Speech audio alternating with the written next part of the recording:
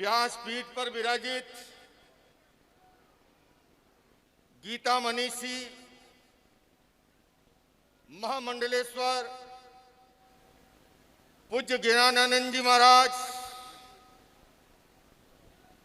इस माटी का महान सपूत पूज्य बागेश्वर धाम सरकार आचार्य धीरेन्द्र ब्रह्मचारी जी, धीरेन्द्र शास्त्री जी, उपस्थित बंधु और बहनों, ये इस धरती का ही नहीं समूची भारत भूमि का सौभाग्य है, बल्कि ये कहूंगा कि इस धरती से पूरे विश्व को जो संदेश जा रहा है, गीता का महान संदेश और हनुमान जी महाराज के श्री चरणों में ये गीता का अद्भुत ज्ञान गंगा का जो अवसर है, ये दुर्लभ संयोग हमें बागेश्वर सरकार ने प्रदान किया है। मैं इस अवसर पर बहुत बहुत उनका अभिनंदन करता हूं।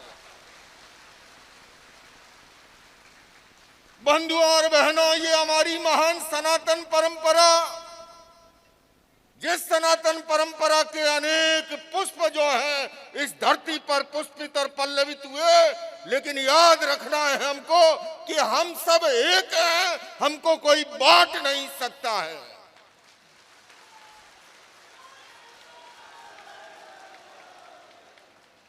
हम एक कैसे हैं, मैं ये भी निवेदन करूं आपको। अगर मैं गीता जी की बात करूं, योगीराज कृष्ण की बात करूं, पूज्य आचार्यवर आपसे भी निवेदन करना चाहता हूं कि जैन परंपरा के 22वें तीर्थंकर इष्ट नेमी और योगीराज कृष्ण सगे चचेरे भाई थे।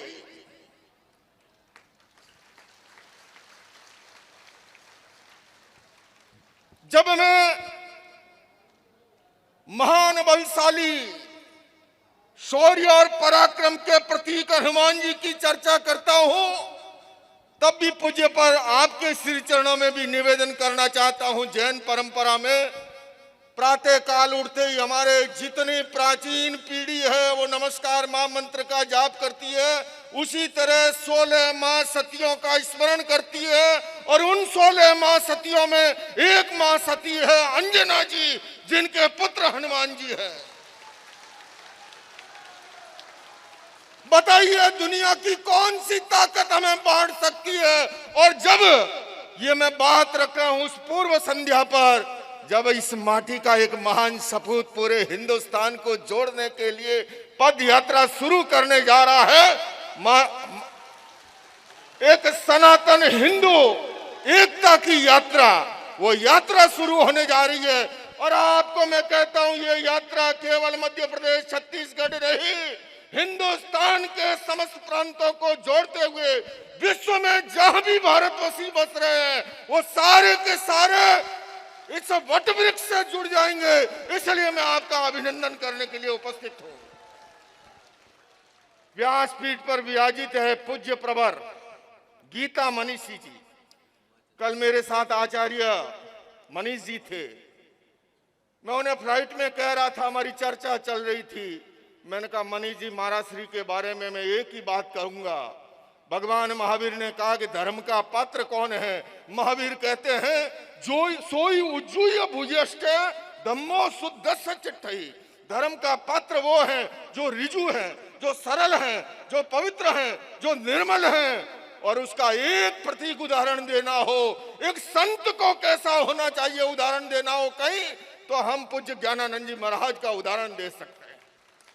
मैं अपनी बात को संपन्न करूं, क्योंकि समय की सीमा है। मैं इतना ही कहूंगा, हमारे आचार्य धीरेन्द्र शास्त्री जी ने, बागेश्वर धाम सरकार ने पूरे हिंदुस्तान में जो अलख जगाई है, हमारे गीता मनीषी जो अलख जगा रहे हैं, हमारी भारतीय मनीषा के जो संत अलख जगा रहे हैं, एक ही संदेश है।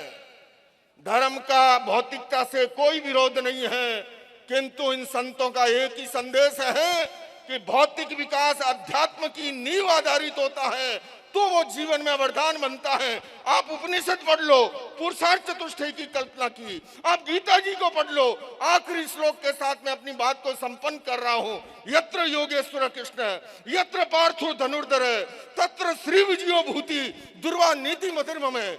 लोकमान्य तिलक जी ने टीका लिखते हुए इस श्लोक का लीक से हट करके उन्होंने अर्थ किया। उन्होंने योगीराज कृष्ण को अध्यात्म का प्रतीक माना और अर्जुन को भौतिकता का प्रतीक मानते हुए कहा, जहां पर अध्यात्म और भौतिकता के बीच में संतुलन है वहीं पर विजय है, वहीं पर भूति है, वहीं पर श्री है और वहीं पर लक्ष्मी है। बंधुओं और बहनों, यही पूज्य प्रवर का हम संदेश लेकर के जाएं और हमारा महान भारत देश वसुदेव कुटुंबकम में जिसका विश्वास है, सर्वे भवन्तु सुखिने सर्वे सन्तु निरामय में विश्वास है, उस संदेश को घर दर तक पहुंचाएं। मैं पुनः गीता मनीषी जी के श्री चरणों में जैन समाज की ओर से, अहिंसा विश्व भारती संस्था की ओर से, विश्व शांति केंद्र की ओर से सम्मान व्यक्त करता हुआ मैं आचार्य धीरेन्द्र शास्त्री जी का अभिनंदन करना चाहता हूं। संपूर्ण जैन समाज की ओर से, अहिंसा विश्व भारती की ओर से, विश्व शांति केंद्र की ओर से।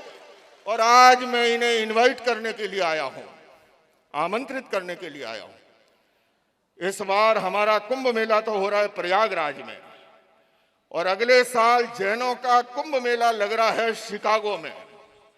70 सेंटर है वहां पर, और उन सारे सेंटरों के सारे प्रतिनिधि इकट्ठे हो रहे हैं जुलाई 3, 4, 5, 6 को शिकागो में।